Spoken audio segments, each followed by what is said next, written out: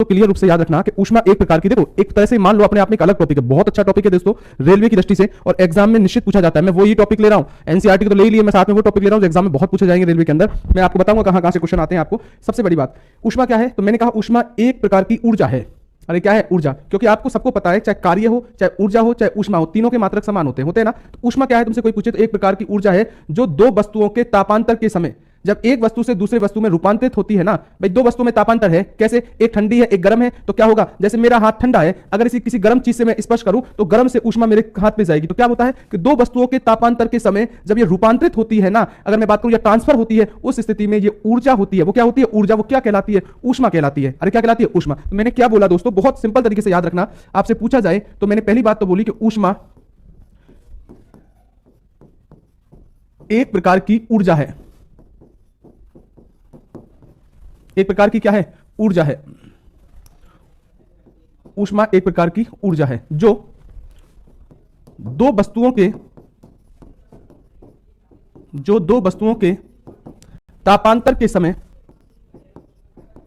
जब दो वस्तुओं के तापांतर के समय, तापांतर का मतलब उनके तापमान में अंतर है, तापांतर के समय एक वस्तु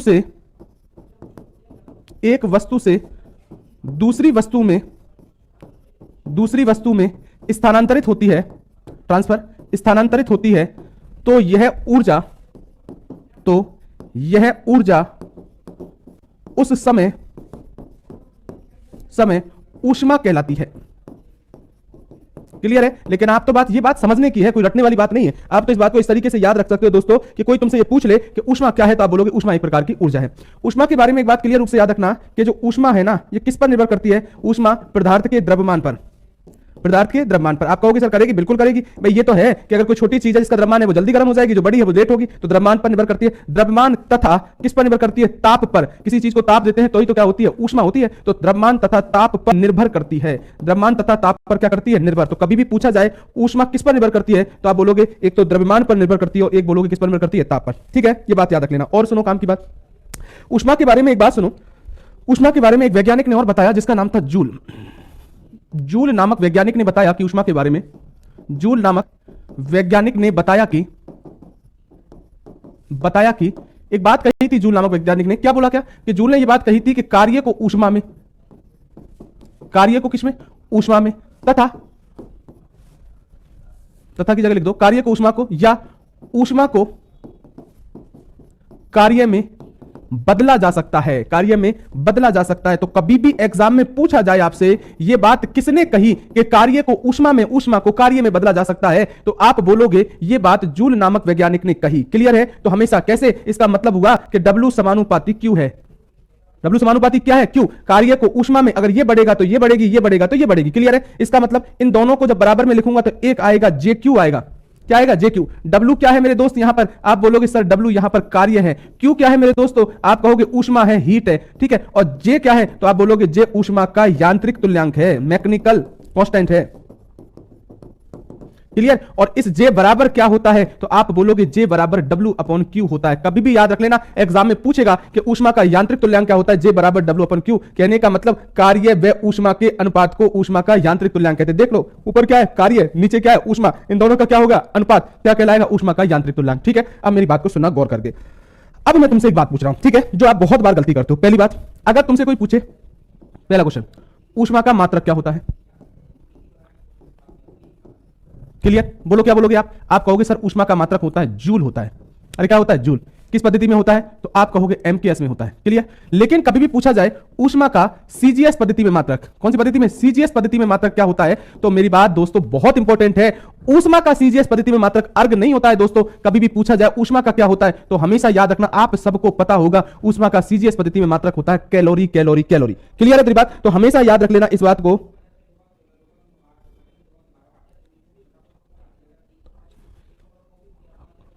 क्या हो गया? Good morning, good morning, good morning, प्रणाम प्रणाम। चलो चलो, कोई दिक्कत? क्या लिखा है ये? नहीं इंद्रपाल सिंह, ये अलग बात है दोस्तों। पहले ये बात चल रही है, ये यहां पर ऊष्मा नहीं है, ये यांत्रिक तुल्यांक है।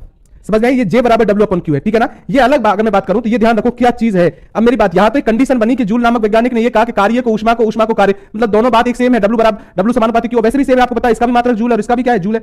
बस ये है कि समानुपाती को बराबर में बदला तो ये आया, तो ये ऊष्मा नहीं है J यहां पर, ये J यहां पर ऊष्मा का यांत्रिक तुल्यांक है, ये बात समझ लेना। ऊष्मा तो क्या है यहां पर, Q है। अरे क्या है Q, इसलिए तो मैंने यहां का अभी बात को समझना। तुमसे कभी भी पूछा जाए ऊष्मा का मात्रक क्या होता है, जूल। सीजीएस पद्धति में पूछे कैलोरी। अब एक क्वेश्चन मैं पूछ रहा हूं तुमसे, मुझे तुम आंसर दोगे, ठीक है? बहुत पूछा जाता है दोस्तों, ठीक है ना? एग्जाम में बहुत बार गलती करते हो। अगर तुमसे यह पूछा जाए एक जूल में कितने कैलोरी होते हैं, मैं ऑप्शन दे रहा हूं आपको। फर्स्ट 4.18 कैलोरी, सेकंड 4.18 इंटू 10 की पावर 3 कैलोरी, क्लियर? तीसरा ऑप्शन दे रहा हूं मैं आपको 1/4.18 कैलोरी, क्लियर? और चौथा दे रहा हूं मैं आपको उपयुक्त सभी, चलो नहीं ऐसे दे दूं, उपयुक्त सभी क्या ये दे, सॉरी 1/4.18 इंटू 10 की पावर 3 कैलोरी। चलो अब मुझे आंसर देते जाओ, एक जूल में कितने कैलोरी। बहुत पूछा गया क्वेश्चन है एग्जाम में, क्या आएगा? चलो कैलाशन ग्रीन, मुकेश पटेल बी, एक लिख रहा है ए, एक लिख रहा है 3, एक 4.1,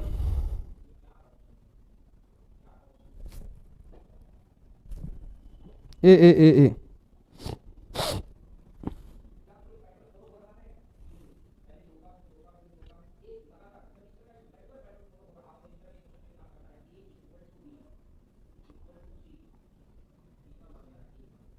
जल्दी बोलो।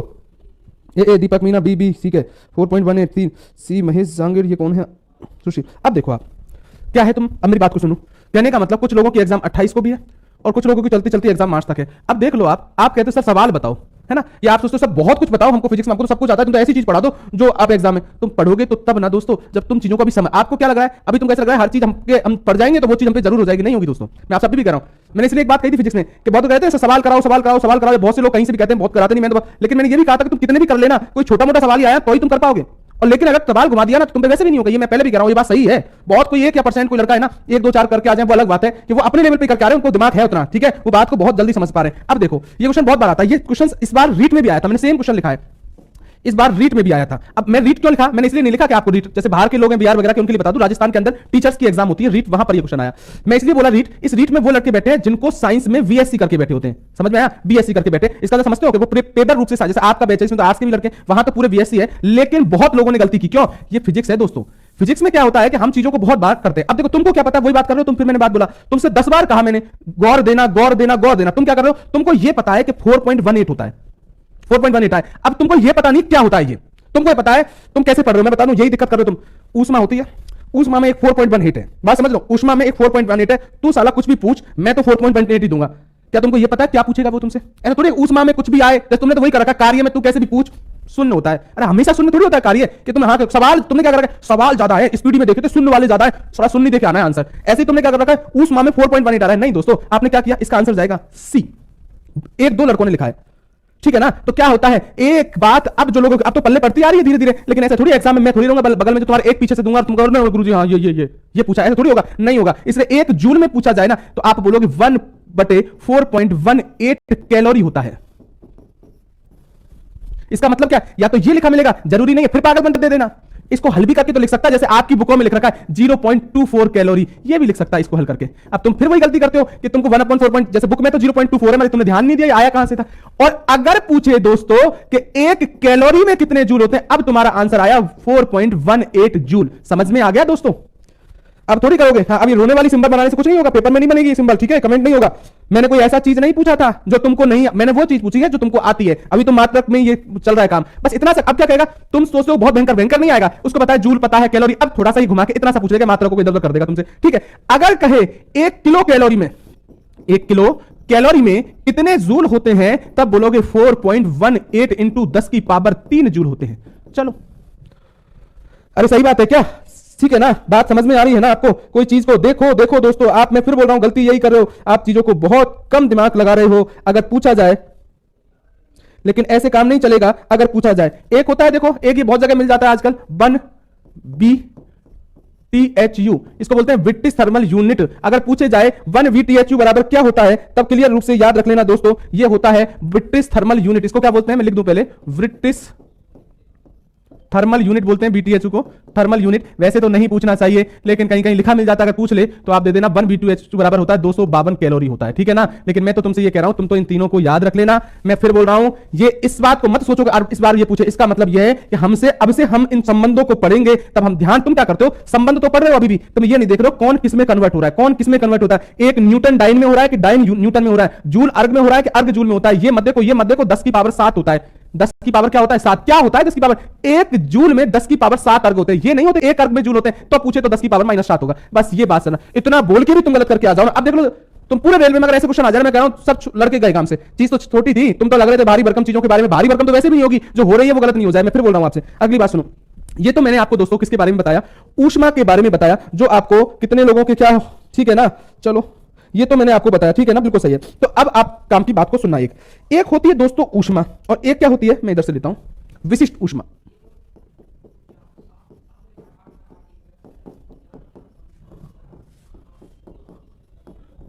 और इसको बोलते हैं स्पेसिफिक हीट, ठीक है ना। विशिष्ट ऊष्मा हीट है, बस विशिष्ट है तो स्पेसिफिक हीट लगे। आप कैसे याद रखोगे, आप इसको ऐसे याद नहीं रखोगे कि इसकी परिभाषा, तुम उल्टा पढ़ते हो, इसकी परिभाषा याद करने की कोशिश करते हो, नहीं, तुम तो इसे याद रखो विशिष्ट ऊष्मा को किससे लिखते हैं, सी से। और सी बराबर क्या होता है, तुम लिखोगे सी बराबर Q बटे M इंटू थीटा होता है, ये याद रखो। ऐसे याद करोगे तो याद रह जाएगा इसकी परिभाषा, क्योंकि एग्जाम में परिभाषा पूछ ली जाती है दोस्तों इसकी। मैंने कहा क्या है यहां पर Q, तो आप बोलोगे सर Q यहां पर हीट है, ऊष्मा, ठीक है। M क्या है, तो आप बोलोगे यहां पर M सर द्रव्यमान है, मास है, क्लियर। आप कहोगे थीटा क्या है, तो आप बोलोगे थीटा क्या है यहां पर, तो आप मेरे दोस्त कहोगे सर यहां थीटा टेम्परेचर है, तापमान, ठीक है ना। अंतर देख लो, वो Q है, ये थीटा है। और C क्या है, तो C आप कहोगे अरे यार ये निकाल रहे हैं तो विशिष्ट ऊष्मा ही होगी, क्या मतलब होता है, देखो परिभाषा बनाना सिखाता हूं, अगर ऐसे याद रख। अब देखो फॉर्मूले से दो काम होंगे, आपको मात्रक निकल जाएगा, आप परिभाषा भी बना दोगे। क्या, किसी पदार्थ का द्रव्यमान, अगर किसी पदार्थ का द्रव्यमान 1 ग्राम लिया जाए और उसका ताप 1 डिग्री सेल्सियस बढ़ा दिया जाए, कितना बढ़ा दिया जाए 1 डिग्री सेल्सियस, तो उस पदार्थ को जो दी गई ऊष्मा होगी ना, वो क्या कहलाएगी, विशिष्ट ऊष्मा कहलाएगी दोस्तों। अरे क्या कहलाएगी, विशिष्ट ऊष्मा। काम की बात सुना करो, मैंने कहा अगर एग्जाम में पूछा जाए एक पदार्थ जिसका द्रव्यमान मैंने कितना ले लिया,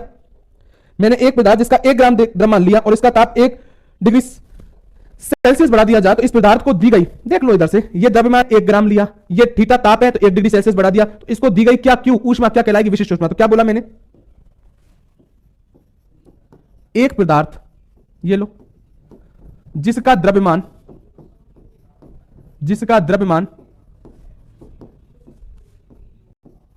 1 ग्राम है तथा जिसका ताप 1 डिग्री सेल्सियस बढ़ा दिया जाए, 1 डिग्री सेल्सियस बढ़ा दिया जाए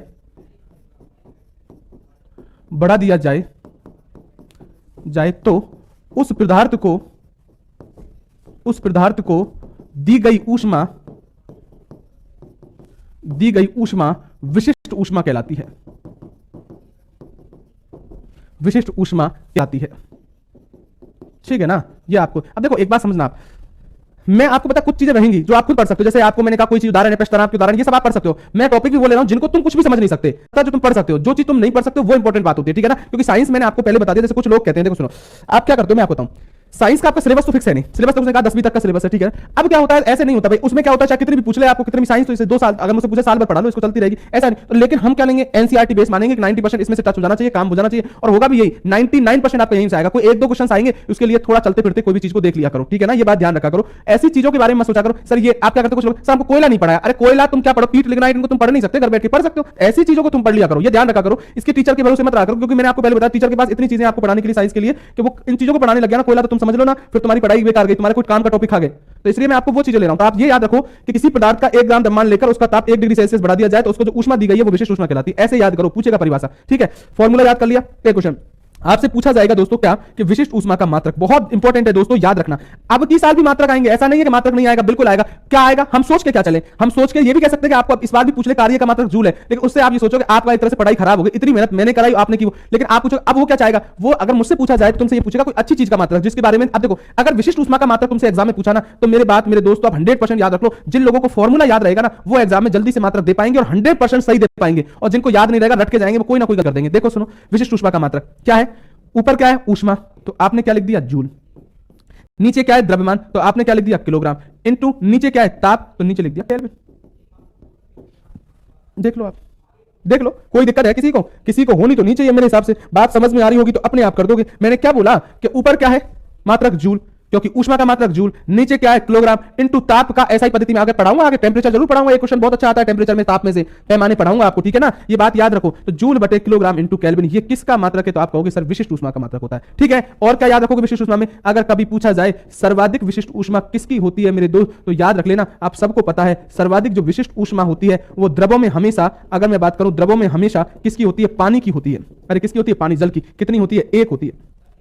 क्लियर है दोस्तों। तो विशिष्ट ऊष्मा के बारे में कुछ भी याद नहीं रखना, मुझसे पूछा जाए तो फॉर्मूला याद रख लेना, कोई सवाल बवाल नहीं पूछेगा, ध्यान रख लेना, तुमसे केवल पूछेगा मात्रक या पूछ लेगा परिभाषा, इसलिए आपको पता होना चाहिए सर्वाधिक विशिष्ट ऊष्मा द्रवों में किसकी होती है, पानी की, ये बात याद रख लेना, ठीक है ना। होने को अगर मैं बात करूं सर्वाधिक विशिष्ट ऊष्मा हाइड्रोजन की होती है, और वो गैसों के अंदर हाइड्रोजन की होती है, ध्यान रख लेना। लेकिन कभी कभी गैसों में सर्वाधिक पूछे ना किसकी होती है, तो क्लियर याद रख लेना सर्वाधिक हाइड्रोजन की होती है, ठीक है ना। वैसे पानी से भी ज्यादा हाइड्रोजन की विशिष्ट ऊष्मा होती है, ये याद रखना, लेकिन आपकी बुकों में लिखा मिलेगा इस तरीके से, तो बहुत बार कंफ्यूज होगा। तो आप सर्वाधिक विशिष्ट ऊष्मा पूछेगा ना, ज्यादातर पानी लिखा मिलेगा, तो याद रखना, मैंने कंफर्म कर दिया, गैसों में हाइड्रोजन की और द्रवों में पानी की होती है। अगली बात सुनो, ये आ जाओ।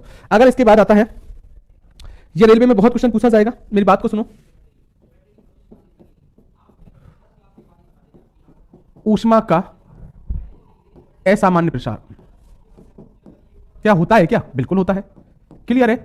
हाँ ये बात याद रखना, सामान्य प्रसार तो क्या होता है, जो नॉर्मल सबके अंदर होता है, लेकिन असामान्य प्रसार का मतलब होता है जो, अगर मुझसे पूछा जाए तो ये उन्हीं के अंदर होगा जो, क्या कहने का मतलब, एक तरह से प्रसार का मतलब होता है एक्सपेंशन होना, और असामान्य रूप से प्रसार मतलब जिनमें हो रहा है उनके अलावा। देखो कैसे होता है मैं आपको बता दूं, सामान्य प्रसार का मतलब तो यह है कि किसी भी चीज का ताप बढ़ा दे, इधर देख लो, ये बात याद रख लेना, शॉर्ट में 2 लाइनें बता रहा हूं, अगर किसी चीज का ताप बढ़ा दे, क्लियर, तो हमेशा याद रख लेना उसका आयतन बढ़ता हुआ चला जाएगा, ये होता है सामान्य प्रसार, ठीक है ना। मैंने यहां लिख दिया कि ताप बढ़ाने पर आयतन बढ़ता है, लेकिन असामान्य प्रसार किस में होता है, तो पहली बात याद रखना 2 चीजों में होता है, एक तो होता है जल के अंदर, मेनली याद रखोगे, और एक किसके अंदर होता है, सिल्वर आयोडाइड के अंदर, क्लियर। इसमें क्या होता है, जल के अंदर क्या होता है, मैंने नॉर्मली क्या बोला कि आप किसी चीज का ताप बढ़ाते हो तो उसका आयतन क्या होता है, बढ़ता हुआ चला जाता है, लेकिन जल के अंदर क्या होता है, कंडीशन आती है कि 0 से 4 डिग्री सेल्सियस तक, 0 से कितना, 4 डिग्री सेल्सियस तक, मैं पूरा लिख दूं, तक ताप बढ़ाने पर आयतन में कमी आती है। बहुत पूछता है क्या आती है, कमी आती है, मैंने पूरा लिख दिया आपसे, अरे क्या आती है, कमी आती है। नॉर्मली आपको एग्जाम के लिए जल ही याद रखना है, क्योंकि आपसे तो जल की कंडीशन पूछेगा। मैंने कहा कि जल के अंदर एक कंडीशन है कि 0 से 4 डिग्री सेल्सियस तक जब आप टेंपरेचर बढ़ाते हो तो आयतन में कमी आती है, लेकिन उसके बाद 4 डिग्री सेल्सियस के बाद वही नियम काम करने लग जाता है कि ताप बढ़ाने पर आयतन बढ़ता है। इसलिए तो मैंने असामान्य प्रसार बोला, क्योंकि विशेष कंडीशन में हो रहा है। मैंने क्या बोला, जल के अंदर, तो बहुत बार पूछेगा जल के अंदर, मैंने कहा 0 से 4 डिग्री सेल्सियस तक ताप बढ़ाने पर जल के अंदर, तो मैंने कहा आयतन में अगर आपसे पूछा जाए क्या आती है, कमी आती है, क्या आती है, कमी, ये बात याद रखना बिल्कुल। इसके बारे में वैसे आपको पता है AgI बोलते हैं सिल्वर आयोडाइड को, कृत्रिम वर्षा में भी आया था, ऐसे कोई शब्द आया उसका देखा अगर, उसके और भी क्वेश्चन बने थे क्या, इसलिए इसका भी ये होता है कि 80 से 140 डिग्री सेल्सियस के बीच में ताप बढ़ाने पर यहां भी आयतन में क्या होती है, कमी आती है। शॉर्ट में लिख दिया, कभी आ जाए, क्योंकि पानी तो सबको पता है, लेकिन कभी दूसरा नाम आ जाए, आयतन में कमी किसमें और होती है, तो जल, ऊष्मा का असामान्य प्रसार किस किस में होता है, एक तो जल में हो रहा है, एक सिल्वर आयोडाइड में, लेकिन हम मेनली यहां किसकी बात कर रहे हैं, जल की, याद रखना। मैंने कहा इधर लिख लूं जिससे आपको कभी कंफ्यूज नहीं हो, ये सामान्यतः वाली स्थिति है। सामान्यतः सब में क्या होगा कि ताप बढ़ाने पर, अगर कोई पूछा जाए कि ताप बढ़ाने पर आयतन पर क्या प्रभाव पड़ता है, तो आप यही कहोगे ताप बढ़ाने पर आयतन भी बढ़ता है। अरे क्लियर है भाई, अगर आप टेंपरेचर बढ़ाओगे तो अणुओं की गतिज ऊर्जा बढ़ेगी, और वो गति करेंगे तो आयतन अपने आप बढ़ेगा ही बढ़ेगा, तो दोस्तों क्लियर बात है। लेकिन कहां हुआ, जल के अंदर नहीं होता है, जल के अंदर ताप बढ़ाने पर 0 से 4 डिग्री स्पेशल कंडीशन है, तो ताप बढ़ाने पर आयतन में कमी आती है। अब एक बात सुनो, क्या हुआ, अगर ऐसा होता है तो कभी भी पूछा जाए जल का आयतन कभी पूछे, आयतन मतलब वॉल्यूम, आयतन सबसे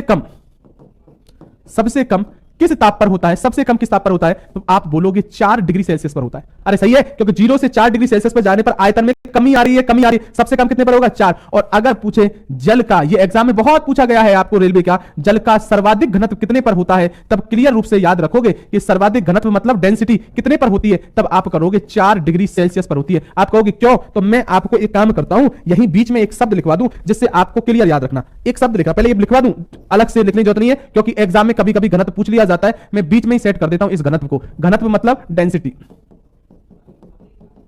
ठीक है। घनत्व क्या होता है दोस्तों, तो आप सबको पता है घनत्व क्या होता है, घनत्व होता है D बराबर M/B होता है।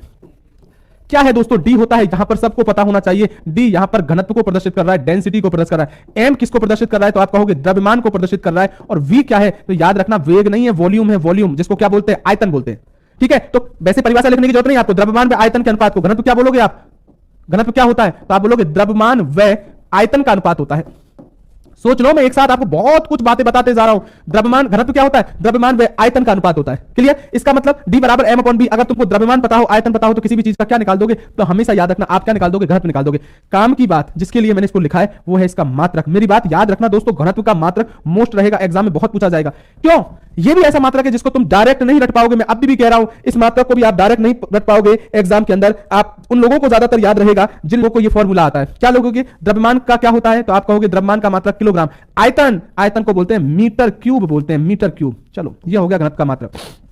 कोई ये भी पूछे घनत्व कैसी राशि है, तो मेरी बात याद रखना, स्केलर है, अदिश राशि है। ठीक है? तो तीन बातें घनत्व के बारे में याद रखोगे। एक तो मात्रक किलोग्राम बटे मीटर क्यूब। आपको पता है लंबाई का मीटर होता है, क्षेत्रफल का मीटर स्क्वायर होता है, और वॉल्यूम या आयतन हो तो क्या बोलोगे? मीटर क्यूब होता है। ठीक है? तो कभी भी पूछा जाए फॉर्मूला d बराबर m अपॉन b, मात्रक किलोग्राम बटे मीटर क्यूब। अभी क्या बोला मैंने? अब इधर लाइन पे आ जाओ। ये भी समझा दिया, अब लाइन पे आ जाओ। मैंने कहा जल का आयतन सबसे कम 4 डिग्री सेल्सियस पर, तो इधर आ जाओ दोस्तों। जिस जगह आयतन सबसे कम होगा, फॉर्मूला देखो, वहां घनत्व क्या होगा? सर्वाधिक होगा, क्योंकि d और v एक दूसरे पे एंटी प्रोपोर्शनल टू है। इसलिए तो मेरे दोस्त मैंने ये बात भी लिख दी कि जल का सर्वाधिक घनत्व कितने पर होता है? 4 डिग्री सेल्सियस पर, और आयतन सबसे कम 4 डिग्री सेल्सियस पर। इसलिए लिखा घनत्व। तो बहुत बार पूछा गया एग्जाम में, कभी ऐसा हो जाएगा आयतन पूछ ले, तो जो लोग समझदार है तो उनको तो कोई दिक्कत होगी नहीं, और जो क्या होते हैं, रटते हैं, वो किसी भी चीज को गलत कर सकते हैं। वो ध्यान रखने वाली बात है। इसके इसी तरीके से एग्जाम में 1-2 क्वेश्चंस भी आते हैं। क्या मैं आपको बता दूं?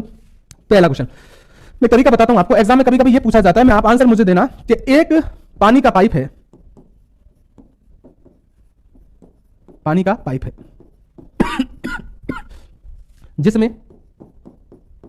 जिसमें 9 लीटर पानी है। कितना? 9 लीटर पानी है। यदि सर्दियों में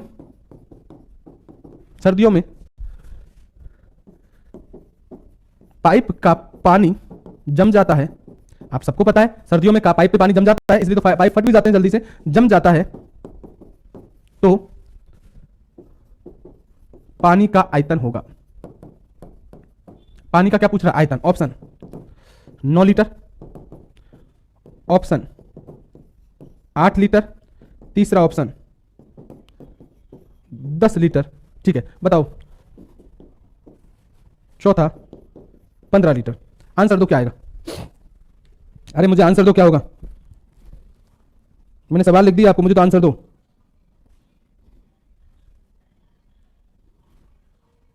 राजेश कुमार तो लिख रहा है सी, मुनीश कुमार लिख रहा है 10 लीटर, कन्हैया लाल भी सी लिख रहा है, सुनील मीना भी सी लिख रहा है, सी लिख रहा है, सी लिख रहा है, सी लिख रहा है, इंद्रपाल सिंह भी सी लिख रहा है। सबको पता है क्या? चलो, ज्ञान दस मीना भी सब आ गए। चलो ठीक है। इसका मतलब ज्यादातर लोगों को पता है। क्या पता है? कि आयतन क्या होता है? बढ़ता है जमने के बाद, और जब बढ़ता है, इसलिए तो क्या हो गया था, सर्दियों में पानी के पाइप फट जाते हैं, तो पानी का आयतन 10 लीटर हो जाता है। समझाने के लिए लगभग बोला, इसे ये प्रदर्शित करता है। वो आपको ऑप्शन देगा, अपने आप जो बढ़ने वाला होगा ऑप्शन वो देगा। मतलब 15 भी दे रखा था, इतना थोड़ी अंतर आएगा, थोड़ा बहुत ही तो बढ़ेगा, बस ये है जो दे रखा है उससे ज्यादा हो जाएगा थोड़ा बहुत। ये ध्यान रखने वाली ऑप्शन की बात है। ठीक है ना? एक किसी का वो आता है, वो आपको ध्यान हो कि तालाबों के अंदर या समुद्रों के अंदर जब सर्दियों का मौसम होता है तो ऊपर का पानी जम जाता है, लेकिन नीचे की मछलियां जीवित रहती है, क्योंकि जमने की प्रक्रिया ऊपर से नीचे की ओर होती है। ध्यान रखना, ऊपर का जो पानी होता है वो 0 डिग्री सेल्सियस पर होता है, लेकिन नीचे से ऊपर से नीचे, लेकिन नीचे का पानी अभी 4 डिग्री सेल्सियस की स्थिति में रहता है, इसलिए वो क्या होती है? बची रहती है। तो ये भी याद रख लेना। तो आपको क्या याद रख लेना था कि मैंने ये कहा कि ऊष्मा का प्रसार, पहले तो आप यही याद रखो, कोई पूछे आपसे कि ऊष्मा बढ़ाने पर क्या होता है, तो या ताप बढ़ाने पर अगर पूछा जाए आयतन पर क्या प्रभाव पड़ता है, तो आप बोलोगे आयतन बढ़ ही जाता है। ठीक है, यही बोलोगे सामान्यतः। ये तो अपवाद हो गए, ये तो स्पेशल कंडीशन हो गई दोस्तों, अपवाद है ये तो नॉर्मली। फिर क्या होता है? आप बोलोगे जल के अंदर, लेकिन अपवाद है कि जब हम 0 से 4 डिग्री सेल्सियस तक ताप बढ़ाते हैं तो आयतन में कमी आती है। और एक सिल्वर आयोडाइड में भी ऐसा होता है कि ऐसा करते हैं 80 से 140 डिग्री सेल्सियस के अंतर, तो आयतन में कमी। मैंने ये भी कहा कि 0 से 4 डिग्री सेल्सियस तक कमी आती है, उसके बाद तो यहां भी तो लगातार यही नियम है कि ताप बढ़ने पर आयतन में भी बढ़ता हुआ चला जाता है। ठीक है, तो ये बात याद रख लेना, ये आपको पता होना चाहिए। चलो, ये डेंसिटी हो गया, ये भी याद रख लेना। एक मेरी बात और याद रखो दोस्तों, कभी एग्जाम में आपसे क्वेश्चन पूछा जाए, एक तरीका, एक क्या बोल रहा था मैं आपको, ठीक है, मैंने आपको कहा था एक, आप ये याद रख लेना, आप याद रख लेना। चलो, एक होता है गलनांक, पता है आपको? ठीक है, इसको बोलते हैं गलनांक, मतलब बीपी, बॉइलिंग पॉइंट। ठीक है, एक क्या होता है? बहुत बार आप कोई पे क्वथनांक, उल्टा लिख दिया, ये मेल्टिंग पॉइंट होता है। ठीक है, बॉइलिंग पॉइंट तो क्वथनांक होगा ना, बॉइलिंग पॉइंट। चलो, और तीसरा होता है एक, वो होता है हिमांक होता है। हिमांक, ये फ्रीजिंग पॉइंट होता है। क्लियर? क्या मतलब होता है गलनांक? मतलब मेल्टिंग पॉइंट। क्या मतलब होता है ये याद रखना, आप परिभाषा याद रखो, बार बार शब्द आते हैं फिर कंफ्यूज होते हो। क्या होता है? वह निश्चित ताप, वह निश्चित ताप जिस पर कोई ठोस द्रव अवस्था में परिवर्तित होता है। मेरी बात सुनो, गलनांक नाम से देखो, गलनांक मतलब किसी चीज का गलना, गलेगी कौन सी चीज? ठोस ही तो गलेगी। तो क्या बोलोगे आप? वह निश्चित ताप। मैंने पहले परिभाषा में क्या बोला? जिस बिंदु पर गलनांक होता है, मतलब जिस बिंदु पर ठोस द्रव में परिवर्तित हो जाता है, वहां आपसे पहले भी कहा था वह ताप क्या हो जाता है? स्थिर हो जाता है। क्लियर है? तो याद रख लेना, गलनांक का बात आपसे कोई परिभाषा पूछे तो आप कहोगे वह निश्चित ताप, ये केमिस्ट्री के अंदर भी आता है दोस्तों ऊष्मा वाला, इसलिए मैंने आपको तसल्ली से बता भी दिया। वह निश्चित ताप जिस पर कोई ठोस द्रव अवस्था में परिवर्तित हो जाता है, द्रव अवस्था में परिवर्तित हो जाता है,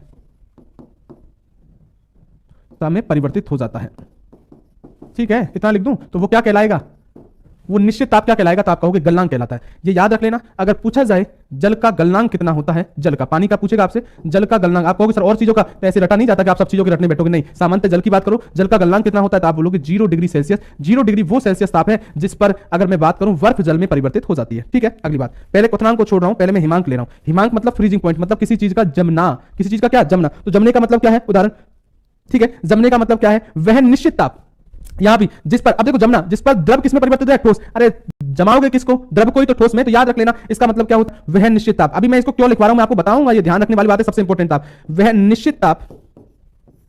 निश्चित ताप जिस पर कोई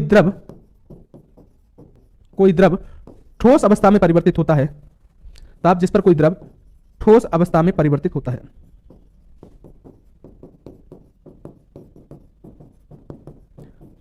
होता है। तो आपसे पूछा जाए जल का हिमांक क्या होता है, जल का हिमांक, अब यही बात इंपॉर्टेंट है, ये भी 0 डिग्री सेल्सियस है। आप कहोगे सर ये कैसे, गलनांक और हिमांक, तो एग्जाम में बहुत बार पूछ रहे हैं इनमें से क्या दो चीज समान होती है, गलनांक हिमांक समान होती है। 0 डिग्री सेल्सियस को आप दो बातें बोल रहे हो, अब डायरेक्ट मैं 0 डिग्री सेल्सियस पे आ रहा हूं। 0 डिग्री सेल्सियस पे आप दो बातें बोलोगे कि 0 डिग्री सेल्सियस वह ताप है जिस पर जल ठोस में, बर्फ में परिवर्तित होता है या बर्फ जल में परिवर्तित होती है, क्लियर है, क्योंकि जैसे ही एक अवस्था से दूसरी अवस्था में किसी चीज को ट्रांसफर होना होता है वहां जाके तापमान स्थिर रह जाता है। इसलिए बहुत एग्जाम में पूछता है कि जब नॉर्मली आपको पता है कि ताप बढ़ाने पर नॉर्मली चीजों का क्या होगा, गतिज ऊर्जा बढ़ती चली जाएगी, समझ में आ रही है, लेकिन जब वो स्थिति आए, कौन सी, जब अवस्था जैसे 1 के बाद 2 आ रही, 2 से 3 आ रही है, टेंपरेचर बढ़ता जा रहा है, वहां नहीं वहां तो क्या होगा, वही नियम करेगा, आयतन बढ़ेगा, गतिज ऊर्जा बढ़ेगी। लेकिन जब वो पॉइंट जहां अवस्था परिवर्तन 0 डिग्री सेल्सियस, 0 डिग्री सेल्सियस ये अवस्था परिवर्तन का पॉइंट है कि 0 डिग्री सेल्सियस जल का क्या अवस्था परिवर्तन होगा, आप ये कहोगे जल बर्फ में भी परिवर्तित हो सकती है, बर्फ भी जल में, उस स्थिति पे जाके टेंपरेचर निश्चित हो जाता है, टेंपरेचर क्या हो जाता है, निश्चित हो जाता है। फिर किसमें परिवर्तित होता है मैं आपको बताता हूं, पहले एक बार परिभाषा सुन लो। क्वथनांक, क्वथनांक का मतलब क्या बोला, बॉइलिंग, बॉइल मतलब पानी का उबलना, तो वह निश्चित ताप जिस पर कौन उबलेगा, द्रव उबलेगा, किसमें परिवर्तित हो जाए, वाष्प में, वह निश्चित ताप, मैं ताप नहीं बोला निश्चित बोला है, वह निश्चित ताप जिस पर कोई द्रव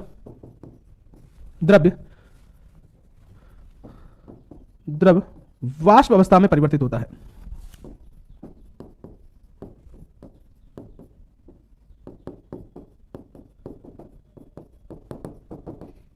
ठीक है, और अगर पूछा जाए, यहां लिख दूं, इससे ध्यान रहेगा आपको, कि अगर कोई तुमसे कहे कि जल का क्वथनांक कितना होता है, क्वथनांक कितना होता है, तो आपको पता है वो कितना होता है, 100 डिग्री सेल्सियस पर जल क्या होता है, उबलने लगता है और वाष्प में परिवर्तित होने लगता है। ये तो मैंने निश्चित बताया। अब आपका एक क्वेश्चन बताता हूं एग्जाम के लिए, वो सुनो। एक बात हमेशा नोट डाल के इस बात को लिख लेना और याद रखना, ये बहुत पूछा जाता है दोस्तों और आप बहुत गलती करके आते हो। मैंने कहा कि जब पदार्थ, कोई सा भी पदार्थ, ठीक है, पदार्थ एक अवस्था से, या मैं आपको जल ले रहा था बार बार, ठीक है ना, तो जल का ले लो, जल जब एक अवस्था से दूसरी अवस्था में परिवर्तित होता है, दूसरी अवस्था में परिवर्तित होता है, तो उस समय क्या क्या स्थिर रहते हैं दोस्तों, बहुत इंपॉर्टेंट बात है, उस समय ताप स्थिर रहता है। क्लियर, मैंने पहले बोला, जैसे मैंने कहा ये बर्फ है, ठीक है, ठीक है, ये बर्फ किस में जा रही है, जल में कन्वर्ट हो रही है, तो जब कौन सी स्थिति आएगी, 0 डिग्री सेल्सियस आते ही ये दो स्थिति बन जाएगी, या तो मैं कहूंगा इस समय बर्फ जल में परिवर्तित हो रही है, जल बर्फ में परिवर्तित हो रही है, लेकिन टेंपरेचर यहां जाके 0 डिग्री सेल्सियस हो जाएगा। कहने का मतलब अवस्था परिवर्तन के समय ताप स्थिर रहता है। वे दोस्तों और बता दूं क्या स्थिर रहती है, ताप सबको पता होगा, अब एग्जाम में यही पूछेगा, और क्या, गतिज ऊर्जा। अभी मैंने बोला था काइनेटिक एनर्जी, आपको पता है आयतन इसीलिए तो बढ़ता था क्योंकि गतिज ऊर्जा बढ़ती है। जब टेंपरेचर ही फिक्स हो गया तो इसका मतलब अवस्था परिवर्तन के समय गतिज ऊर्जा परिवर्तित होगी कि नहीं, ताप व गतिज ऊर्जा स्थिर रहती है, स्थिर रहती है, ठीक है, बिल्कुल याद रखना, स्थिर रहती है, याद रखोगे आप। तो आप कहोगे ये स्थिर रहती है, तो बताओ सर क्या परिवर्तित होती है, बताओ मुझे तुम उस समय क्या परिवर्तित होती है। ऑप्शन दे दिया मैंने, ऑप्शन नहीं दे रहा हूं, आप आंसर दे दो क्या होती है। वेपर, वेपर वाष्प को वेपर, वेपर वेपर बोलेंगे, ध्रुव वशिष्ठ वेपर बोलते हैं, वेपराइजेशन होना, वाष्प में परिवर्तित होना। जल्दी बताओ आंसर दो। जब अवस्था परिवर्तन होता है तो मैंने एक बात तो क्लियर कह दी कि गतिज ऊर्जा ताप तो स्थिर हो जाते हैं, निश्चित हो जाते हैं, ठीक है, लेकिन क्या चेंज होती है, मुझे आंसर दो।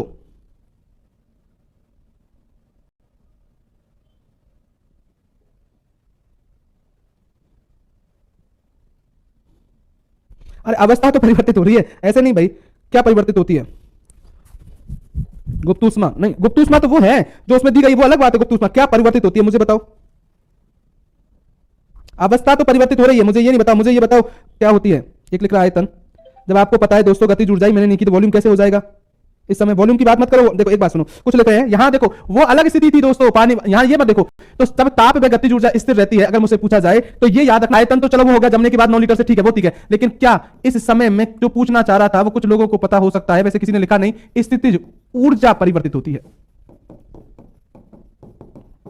अंडरलाइन करो। आयतन तो होगा ही होगा इस समय, वो बात अलग है, लेकिन आयतन में क्या होता है दोस्तों, आयतन आप इसलिए नहीं लिखोगे अवस्था परिवर्तन की, वो पानी की स्थिति में कंडीशन में ऐसा सब जगह थोड़ी हो रहा है दोस्तों ऐसा, तो ये बात ये ध्यान रखो, क्योंकि पानी में एक अलग कंडीशन लग जाती है इसलिए। तो कभी भी याद रखना, या आप इसीलिए एक काम कर दो, यहां से जल हटा ही जाओ, जब पदार्थ लिख दिया, लो पदार्थ एक अवस्था से दूसरी अवस्था में, ठीक है, तो उस समय ताप में गतिज ऊर्जा तो क्या होती है, स्थिर रहती है, स्थित ऊर्जा परिवर्तित होती है। स्थितिज ऊर्जा काइनेटिक एनर्जी, जो लोग गुप्त ऊष्मा लिख रहे थे ना, तो वही तो है कि उस समय एक ऊर्जा आ गई अलग से और गुप्त ऊष्मा आ गई। भाई अब ताप ही स्थिर हो गया तो फिर बदला कैसे, अवस्था का परिवर्तन क्या होगा, तब कहोगे क्यों, क्योंकि ये बर्फ था ना दोस्तों, मैंने अभी कहा जब बर्फ जल में परिवर्तित हो रही तो यहां 0 डिग्री सेल्सियस तो हो गया, लेकिन एक ऊर्जा आ गई और वो क्या थी, गुप्त ऊष्मा। नाम ही गुप्त ऊष्मा है, वो गुप्त ऊष्मा ने इस बर्फ को किसमें कन्वर्ट किया, जल में, या जल को किसमें कन्वर्ट किया, बर्फ में किया।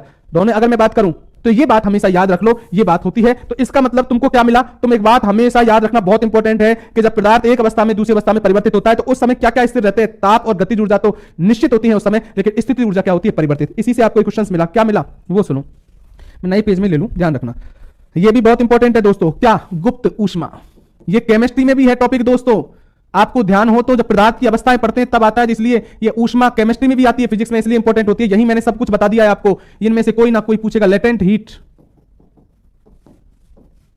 हीट, ठीक है ना, आप वही काम करोगे, पहले क्या याद रख लोगे, फॉर्मूला गुप्त ऊष्मा को लिखते हैं एल, एल बराबर क्या होता है, क्यू बटे एम होता है, ये याद रख लो, क्यू बटे एम, सबको पता है क्यू क्या है, तो आप कहोगे सर ये ऊष्मा है, आपसे कहे एम क्या है तो आप बोलोगे मास है, द्रव्यमान है, ठीक है ना। पदार्थ का एकांक द्रव्यमान लेकर, कितना द्रव्यमान लेकर, एकांक द्रव्यमान लेकर उसको दी गई ऊष्मा, उसको दी गई ऊष्मा क्या कहलाती है, तो आप बोलोगे सर वही क्या कहलाती है, गुप्त ऊष्मा कहलाती है। मैंने क्या बोला, पदार्थ का एक आंक द्रव्यमान लेकर, या मैं वो ये स्थिति कब आएगी, जब ताप क्या रहेगा, नियत दाब पर, किसे नाप पर, नियत ताप पर अवस्था परिवर्तन के लिए आपको बोलोगे दी गई ऊष्मा। शॉर्ट में याद रख लो, आप तो एक काम कर लो, ऐसे लिख दूं मैं आपको, नियत ताप पर, नियत ताप पर पदार्थ की अवस्था पर, शॉर्ट परिभाषा लिख दूं मैं, पदार्थ की अवस्था परिवर्तन के लिए दी गई ऊष्मा, उसी स्थिति में तो काम आती है, दी गई ऊष्मा गुप्त ऊष्मा कहलाती है।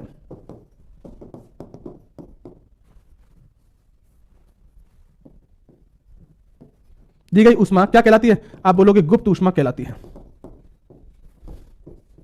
चलो, वैसे बोलने को ऐसे भी एकांक द्रव्यमान को दी गई ऊष्मा क्या कहलाती है, गुप्त ऊष्मा, लेकिन कब काम आती है, जब पदार्थ की क्या होनी है, अवस्था परिवर्तित होती है। लेकिन यहां भी वही याद रखोगे दोस्तों, क्या, मात्रक, बहुत इंपॉर्टेंट रहेगा, विशिष्ट ऊष्मा का मात्रक, गुप्त ऊष्मा का। यहां देखो क्यू क्या है, तो आप बोलोगे सर क्यू यहां पर जूल है, ठीक है, एम क्या है, तो जूल बटे किलोग्राम है, ठीक है। ये तो एमकेएस में हो गया एक तरह से, मात्रक मुझसे पूछे, और कभी ऐसे नहीं मिले तो इसकी जगह सीजीएस में भी लिख सकता है। क्या सीजीएस में पूछे क्या होगा, तो जूल किस में बदल जाएगा, कैलोरी में, कैलोरी प्रति क्या हो जाएगा, ग्राम भी हो जाएगा। तो ऐसी गलती तो नहीं करोगे दोस्तों, मेरी बात को सुनो। किन किन लोगों ने कुछ लिखा था कि पहले मात्रक में कुछ सही लिख दिया हो, एक दो ने, मैं देख लेता हूं।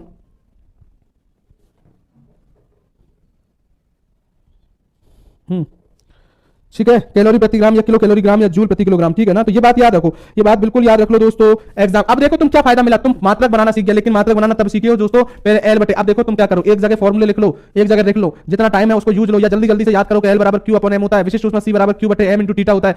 ऐसे याद रहेगा, ये ध्यान रखना क्या क्या चीज क्या क्या होती है, तो याद रखना। एक क्वेश्चन यहाँ ये भी आता है, दो शब्द सुन लो, इनकी परिभाषा आई हुई है और लोग बहुत गलती करते हैं, ये भी याद रखना। एक होती है गलन की गुप्त ऊष्मा, लेटेंट हीट किसकी? मेल्टिंग पॉइंट गलन की गुप्त ऊष्मा, ठीक है। और एक नीचे लिख दूं, एक वाष्पन की गुप्त ऊष्मा भी होते हैं। आपको मान याद होगा कुछ लोगों को, बिल्कुल होगा, लेकिन तुमको क्या पता है कि एग्जाम में बहुत बार इसका क्या पूछा गया है, परिभाषा पूछी गई है और बहुत बार लोगों ने गलत की है। तो हमेशा याद रख लेना इस बात को, 4 परिभाषाएं ऑप्शन में दे देगा और उसको कहेगा इनमें से कौन सी सही है बताओ। पूछा गया क्वेश्चन है दोस्तों, रेलवे में भी पूछा गया क्वेश्चन है, ये ध्यान रख लेना। क्या है? नाम ही क्या है? गलन की गुप्त ऊष्मा, मतलब नियत ताप पर,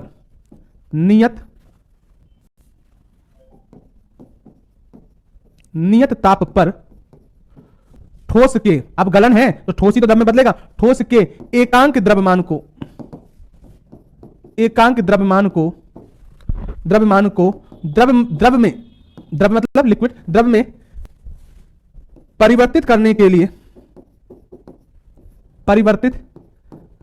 के लिए दी गई ऊष्मा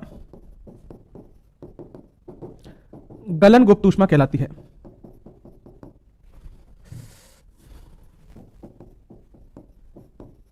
ऊष्मा कहलाती है,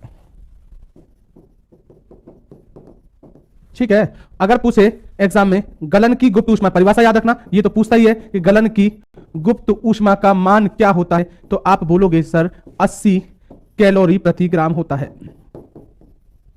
याद रख लेना, बहुत पूछा जाएगा दोस्तों, मेरे एग्जाम में बहुत अच्छा पूछा गया क्वेश्चन है, बहुत बार पूछा जाता है और बहुत बार तुम गलत करके आते हो, तो ये बात पता होना चाहिए। तो अगला क्या पूछेगा? बाष्पन, तो इसकी परिभाषा भी क्या बोलोगे दोस्तों? आप बोलोगे नियत ताप पर,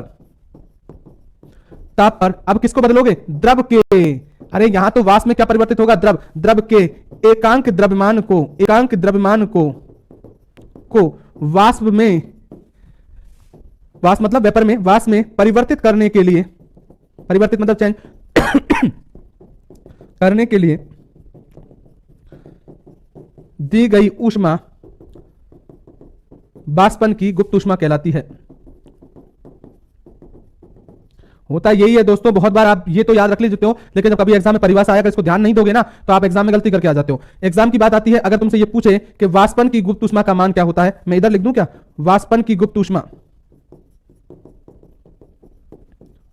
ऊष्मा का मान कितना होता है, तो याद रखना ये होता है 540 कैलोरी प्रति ग्राम। तो ये 2 मान रट लेना, एग्जाम में याद रखना। अब देखो मैं आपको बता दूं कैसे कर देगा। आप यही भूल जाते हो कभी कभी एग्जाम में कि बहुत बार आप क्या रफली पढ़ के चले जाते हो। एग्जाम में होता क्या, आपको नॉलेज नहीं थी, बिल्कुल है नॉलेज, लेकिन क्या होता है हम कभी कभी ऐसा नहीं सोच सकते, उम्मीद करके नहीं जाते कि ऐसा भी हो जाएगा। फिर देखा, जैसे आप मुझे बताओ, जैसे एक बार आया था ना वो कि रक्तदाब, सामान्य व्यक्ति का रक्तदाब कितना होता है, तो सबको पता तो था इतना होता है, लेकिन दिक्कत क्या हो गई, आज तक एक ही ऑप्शन आता था, कोई दिक्कत नहीं। अब की बार उसने क्या किया, एसएससी के अंदर 2-3 साल पहले उसने 120 से 80 भी दी और 80 से 120 हो गया, दिमाग खराब। पता सबको था कि होता तो इतना ही है, कितना ये चक्कर पड़ गया कि पहले 120 आएगा कि पहले 80, अब दोनों ऑप्शन में हो गए, अब दोनों ने लगाए, किसी का सही गया किसी का गलत आ गया। क्या इससे क्या मतलब पता चला? इससे मतलब पता चला आगे की, देखो हम आप कहते प्रैक्टिस सेट करें।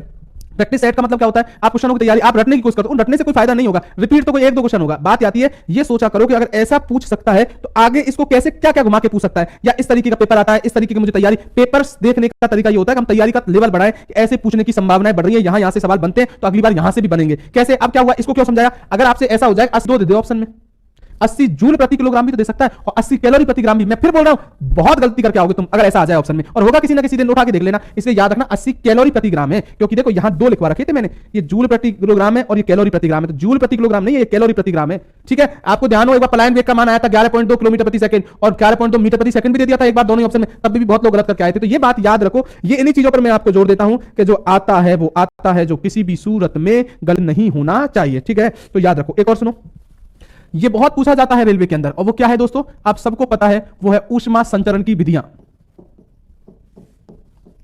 ऊष्मा संचरण की विधियां,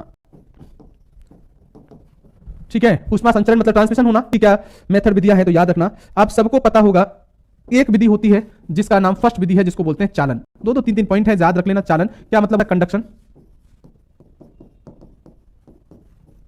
ठीक है ना। तो कभी भी पूछा जाए चालन के बारे में तो एक बात याद रख लेना, चालन विधि से द्वारा किन में होता है, तो कभी भी पूछा जाए चालन विधि द्वारा ऊष्मा का संचरण किसमें होता है, तो आप बोलोगे ठोसों में तथा ठोसों व एक ठोस आप याद रखोगे, वो कौन सा रखोगे? मरकरी, आपको पता है मरकरी क्यों बोला? ऐसी धातु है जो द्रव, आपको वैसे भी पता है ठोसों में बोलो या धातुएं तो विद्युत की चालक होती है, उनमें ऊष्मा भी संचरित होती है, ऊष्मा की भी चालक, ऊष्मा और विद्युत दोनों की चालक होती है धातुएं। ठीक है, कोई धातु का मतलब कोई भी आप लोहा ले लो, कोई भी ले लो, छड़ ले तो गर्म होती है, गर्म नहीं होती क्या होती है? तो इसका मतलब क्या करती है? चालन करती है। तो मैंने कहा ठोसों व मरकरी, क्योंकि धातु ऐसी धातु जो द्रवस्था, मरकरी द्रवस्था में है, इसलिए द्रव होते हुए भी, क्योंकि द्रव तथा गैसों में ऊष्मा का संचरण संवहन विधि से होता है। लेकिन अपवाद है, मरकरी में कोई पूछे तो किस विधि से होता है? क्या बोलोगे? चालन। तो क्या बोलोगे? ठोस व मरकरी में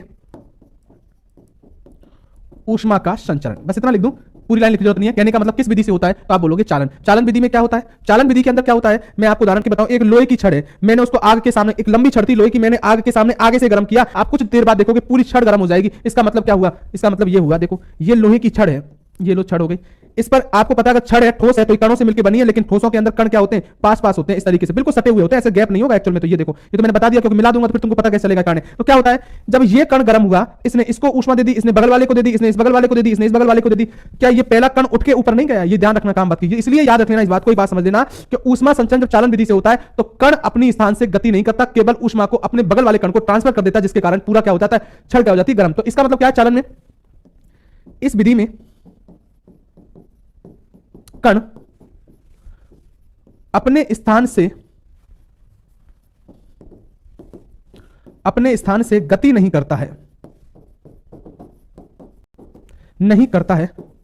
बल्कि पास वाले कण को ऊष्मा दे देता है।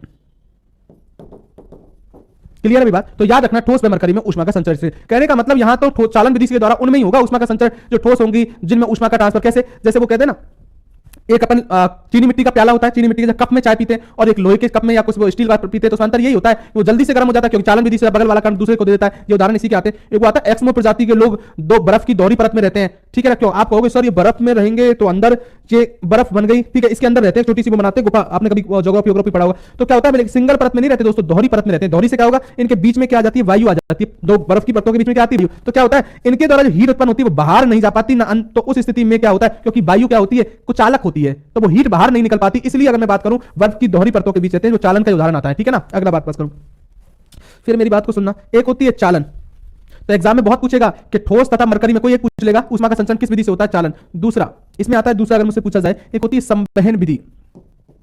रेलवे में बहुत पूछे गए, संवहन मतलब कन्वेक्शन। कन्वेक्शन, हाँ भाई, किस विधि, किसमें होता है ऐसा संचरण? तो बता दो, इस विधि से संचरण होता है द्रव व गैसों में। आपसे पूछा जाए कि द्रव व गैसों में ऊष्मा का संचरण, द्रव व गैसों में ऊष्मा का संचरण किस विधि से होता है? तो याद रखना किस विधि से होता है? संवहन। क्यों?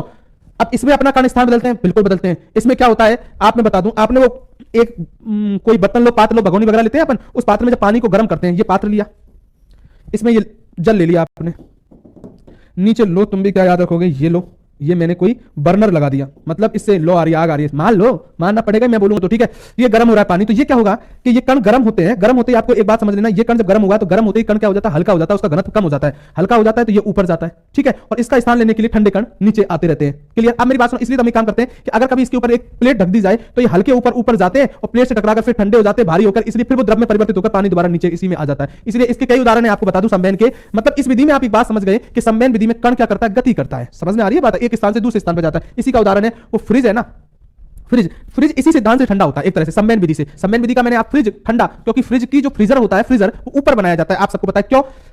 गर्म वायु हल्की होगी कहां जाएगी? ऊपर जाएगी। ऊपर जाएगी किससे टकराएगी? फ्रीजर से। फ्रीजर से कैसी होगी? ठंडी होगी, और वो ठंडी होते ही वो किधर आएगी? नीचे आएगी, तो अंदर जो आइटम रखे उनको क्या करेगी? ठंडा। इसलिए फिर गर्म ऊपर जाएगी, ठंडी होगी, इस तरीके से पूरा फ्रीजर ठंडा हो जाता है। इसलिए तुमने फिजिक्स का क्वेश्चन सुना होगा फिजिक्स में कि अगर फ्रिज का दरवाजा खोल दिया जाए तो कमरे का तापमान बढ़ता है घटता है, क्या होता है बताना? मुझे वैसे पता ही होगा, तुमको रट रखे, तो ऐसे क्वेश्चनों को तो रट के तैयार रखते हो। वैसे मुझे पता है कि अगर तापमान वो कर दिया जाए, फ्रिज का दरवाजा खोल दिया जाए, अरे लकड़ी ठोस है तो क्या उसमें? बिल्कुल नहीं, जहां ऊष्मा का संचरण हो सकता है। लो, ठोस का मतलब यहां ऊष्मा संचरण, लो को लिख दूं मैं, यहां धातु आ गई, लो ये लो, जहां विद्युत धारा या ऊष्मा प्रवाहित, सॉरी जहां ऊष्मा प्रवाहित हो सके, तो धातुओं में होगी, लकड़ी में थोड़ी होगी। चलो आ जाओ, लो अब मुझे बता दो तुम क्या होगा? तापमान बढ़ेगा घटेगा, कमरे का तापमान बताओ।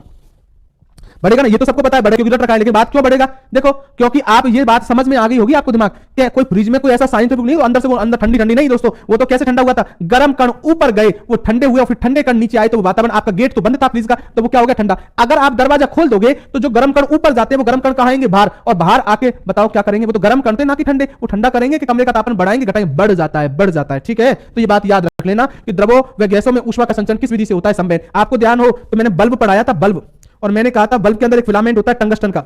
जो लोग पढ़ते हैं एक एक बात को ये भी याद रखना, एग्जाम में ये नोट्स तो काम आते ही आते हैं जो आप जो रखें आपके पास, लेकिन एग्जाम में जब सिलेक्शन कराना होता है ना, सुनी हुई बात ज्यादा काम आती है।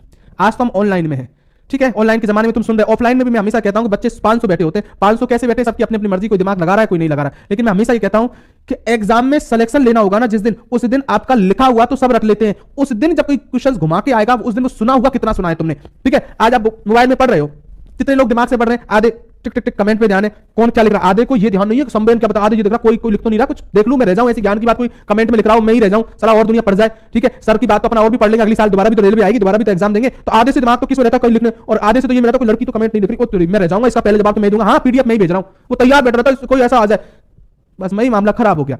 समझी बात? सुना हुआ कितना सुना हुआ, लिखा हुआ तो मैं क्या कह रहा हूं बुक में भी तो लिख ही रहा है ना दोस्तों, उसको पढ़ लेते, लेकिन सुना हुआ कितने लोग सुना हुआ काम करते हैं, और जब एग्जाम में वो 2-4 क्वेश्चन सही होते हैं ना दुनिया से हटके, वो सुने हुए काम देंगे, वो कितना तुमने सुना हुआ कितनी तुम्हारी लर्निंग प्रोसेस है वही डिपेंड। यहां अच्छे बुरे स्टूडेंट की सब एक, अगर मुझसे पूछा है सबकी स्थिति एक जैसी होती है, ठीक है, अगर एक जैसी नहीं होती ना, मैं आपको बताऊं, मैंने हमेशा ये कहा है, ये कॉम्पिटिशन लाइन के एग्जाम है, यहां एक लड़का 10th 12th क्लास में मेरिट में आता है, वो जरूरी नहीं है कि नौकरी लग जाए, मैंने हमेशा कहा है, और एक 3rd डिवीजन पास होता है पूरी जिंदगी, 10वीं में भी हुआ 12वीं में हुआ, नौकरी पहली बार में लग जाता है, क्योंकि यहां एक तरीका होता है, डेडिकेशन है, जो कितनी दिमाग से काम करता है वहां नहीं पढ़ी पार उसकी यहां पड़ जाती है पार, कोई जरूरी नहीं है। इसलिए मैं हमेशा ये कहता हूं सुना हुआ कितना सुन लो, लेकिन 90% लोगों की तुम्हारी कमी क्या होती है, तुम्हारा नोट्स लिखने में ध्यान ज्यादा रहता है कि नोट्स लिख के चले जाएं, गुरुजी लिखा देंगे, इनको घर के जाके पढ़ लूंगा, और सुना हुआ तो देखते रहेंगे। आया तो मैंने कहा फिलामेंट के अंदर बल्ब के अंदर नाइट्रोजन व ऑर्गन गैस का मिश्रण होता है, अरे होता है बिल्कुल। ये क्या करता है कि जब ये ताप गर्म होता है तो ये गैस ही है ना, इस फिलामेंट की रक्षा करने के लिए इस गैस को ऐसे ले जाती है सिरों की ओर। आप उस दिन का डायग्राम देखना, मैंने लिखा आपसे कहा होगा, इस तरीके से तीर के निशान बना रखे होंगे, ठीक है, आधे को तो बल्ब भी पता नहीं होगा बल्ब भी था क्या। अभी तो क्या है तुम्हारी टाइम एग्जाम का इतना सा टाइम बनाया, मैं तुमको तो मैं ऐसा कर देता तुम भी याद रखते, ठीक है, और ये थोड़ा सा ऑफलाइन ऑनलाइन बैठे तुमको शकल तुम्हारी दिखती नहीं है, रो के बैठते हैं ना क्लास में, फिर बिगाड़ते मुंह, इसलिए अब चलो अब तुम्हारा आज तो तुम इसका फायदा ही उठा लो। तो मैंने क्या बोला था, इस तरीके से इस संवहन से क्या करते हैं, ऊष्मा वाले कण दीवार की ओर उतर जाते हैं जिससे इस फिलामेंट की रक्षा हो सके। तो यहां भी संवहन प्रोसेस करता है बल्ब के काम बर्फ के अंदर, ठीक है ना। तो कभी भी पूछा जाए कि द्रव तथा गैसों में ऊष्मा का संचरण किस विधि से होता है, क्या बोलोगे, संवहन, ठीक है। मैंने क्या बोला, इस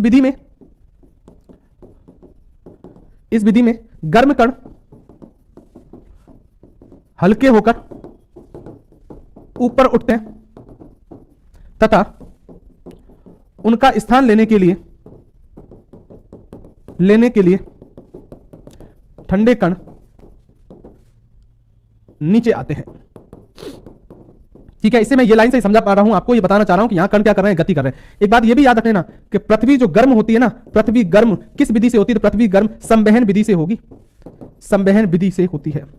बहुत बार गलती करते हो, पृथ्वी गर्म पूछे तो संवहन विधि से, और सूर्य का प्रकाश पृथ्वी तक किस विधि से आता है, तब बोलोगे विकिरण, क्योंकि इसके बाद अगली जो विधि आती है दोस्तों, उस विधि का मतलब ही तीसरा है रेडिएशन, विकिरण विधि, विकिरण रेडिएशन,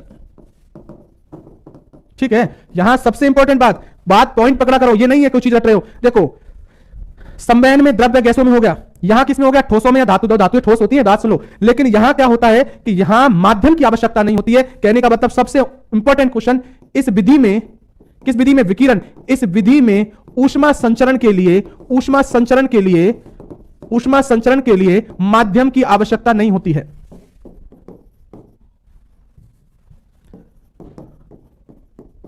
आवश्यकता नहीं होती मतलब ठोस द्रव गैस की कोई आवश्यकता नहीं है। कहने का मतलब निर्वात में भी गति कर सकती हैं, निर्वात में गति कर सकती हैं, ठीक है। इसका मतलब ये विकिरण में कैसी है, और इसमें विद्युत चुंबकीय तरंगें होती हैं। ये विकिरण को क्या बोलते हैं, इन तरंगों को हम विकिरण को विद्युत चुंबकीय तरंगें, इलेक्ट्रोमैग्नेटिक वेव है, ठीक है ना। इस विधि में इसलिए तो कहते हैं, इसका एग्जांपल आता है कि सूर्य का प्रकाश पृथ्वी तक, क्योंकि उसके लिए भी कोई माध्यम की आवश्यकता नहीं है। तो तुमसे बहुत बार एग्जाम में पूछा है, सूर्य का प्रकाश पृथ्वी तक किस विधि से आता है, तो सूर्य का प्रकाश पृथ्वी तक विकिरण विधि से आता है, विकिरण विधि से आता है, विधि से आता है। ठीक है, तो ये बात एग्जाम में बहुत बार पूछा गया है, ठीक है ना। तो ये बात हमेशा याद रख लो, इस बात को, एग्जाम में बहुत बार पूछे जाते हैं इस तरह क्वेश्चन। यही बात है, वो बादल आते हैं ना, काले बादल आ जाते हैं, तब उल्टा उमस बढ़ती है। क्या कारण क्या है? नॉर्मली तो तरीका क्या होता है कि जब सूर्य का प्रकाश आता है, पृथ्वी गर्म होती है, गर्म कण हल्के हल्के वातावरण में चले जाते हैं, कोई नहीं। लेकिन जब गर्मी बढ़ी, गर्म कण हल्के कण के ऊपर गए और ऊपर कैसा बादल हो गया, बादल आ गए ऊपर, तो वो कण टकराकर दोबारा नीचे आ जाते हैं और इससे क्या हो जाती है, उमस बढ़ जाती है। वो किसके कारण है? विकिरण है, क्योंकि विकिरणों को चलने के लिए माध्यम की आवश्यकता है। इसके वो उदाहरण आते हैं जहां चीज टकराकर उससे दूर जाए, जैसे चाय की केतली को चमकदार बनाया जाता है, वो इसलिए बनाया जाता है कि टकराए कण और उससे टकराकर वापस मिल जाए, जिससे उसके माध्यम में इतना वो नहीं हो, चाय अंदर की गर्म बनी रहे। गर्मियों में हम व्हाइट कपड़े को इसलिए बोलते हैं, व्हाइट कपड़े से विकिरण टकराएंगे तो टकराकर वापस चले जाएंगे, ठीक है ना। उससे अच्छे परावर्तक होने चाहिए, ऐसी चीजों का हम उपयोग करते हैं, जैसे गहरे कपड़े, काले कपड़े अच्छे अवशोषक होते हैं ऊष्मा का, ये बात याद रखनी है। तो ये विकिरण के उदाहरण आते हैं, ठीक है ना। बिल्कुल सर, तो आज हो गया टाइम 11 बजे, तो आपको नेक्स्ट क्लास आपकी स्टार्ट होगी। तो ये मैंने ऊष्मा पढ़ा है, कल आपकी फिजिक्स की लास्ट क्लास होगी फिजिक्स की, ठीक है। केमिस्ट्री की मैं देखता हूं, कल हो जाएगा तो हो जाए, आज इवनिंग में पढ़ेंगे केमिस्ट्री, कल पढ़ेंगे, कल नहीं हुआ तो परसों पढ़ लेंगे केमिस्ट्री, अगर हो जाता है तो ठीक है। लेकिन फिजिक्स की क्लास कल आपकी लास्ट होगी 10 बजे, और कल मैं टेम्परेचर के बारे में पढ़ाऊंगा, तापमान के बारे में, ठीक है। और मैं देख लेता हूं क्या, और लेकिन आप दोस्तों फिर बोल रहा हूं, मेहनत करते रहिए, तो अगली आपकी नेक्स्ट क्लास रहेगी। मेरी बातों पर थोड़ा गौर करिए, मैं आपसे बहुत उम्मीद रखता हूं। आप कितनी पूरी करेंगे ये आपके ऊपर डिपेंड करता है, क्योंकि मैंने ये चाहता हूं कि जब मैंने जी जान लगा के पढ़ाया होगा